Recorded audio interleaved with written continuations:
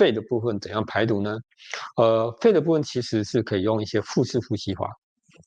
那这个腹式呼吸法就是把我们的气，通过腹式呼吸，把它吸得比较深层，然后再加上一些有氧的运动，来增加我们的肺的一些排除，这样子。然后再来的话，就是冬天的时候可以吃麻辣锅。好，那这个是比较特别的方法。那因为天气很冷，对不对？大家都很冷，那你吃麻辣锅就会很过瘾。那这麻辣锅可以增加我们的血液的循环。好，这时候可以让它加强循环代谢，